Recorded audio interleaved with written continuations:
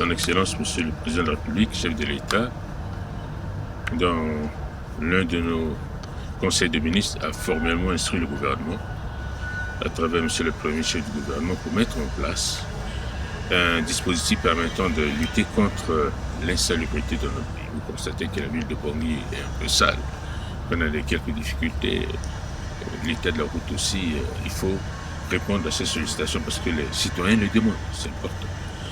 À cet effet, un travail a été mis en chantier à travers un comité interministériel qui est présidé par le ministre de l'administration du territoire. Ce comité a pu mettre en place une opération, tout un processus qu'on appelle opération Kwatikodon. Nous sommes dans une phase préparatoire. Ce comité, il va y avoir plusieurs sous-comités dans les communes, les arrondissements, les quartiers, les villages. Et nous allons faire comme dans les autres pays. Travailler d'abord dans notre proximité pour mettre de la propriété et aussi soutenir les activités aussi de la mairie. Et au niveau des différents quartiers, les maires des arrondissements vont travailler avec les chefs de quartier, les chefs de groupement et tout un mécanisme qu'on a mis en place pour rompre avec cette pratique où le Centrafricain ne fait plus d'efforts pour embellir son environnement.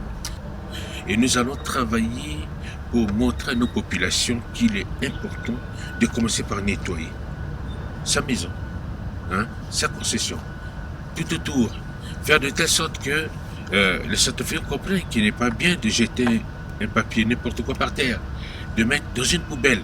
C'est tout un travail éducationnel que nous allons développer. Je vous ai dit tout à l'heure, on parlera des écoles et autres, mais aussi des associations, et nous allons impliquer l'ensemble de la population. C'est une nouvelle culture, la culture de la propriété, que nous allons développer dans notre pays. Et comme vous le savez, des années durant, nous avons connu beaucoup de difficultés, les gens ont perdu beaucoup de repères, mais maintenant nous sommes en train de reconstruire notre pays. Regardons maintenant la manière à laquelle, ensemble, et comme on le dit, la santé c'est pour tous, la propriété c'est pour tous, la propriété crée les conditions de développement. Voilà l'objet et notre mission. Nous allons le faire avec votre appui et l'appui de toutes les bonnes volontés.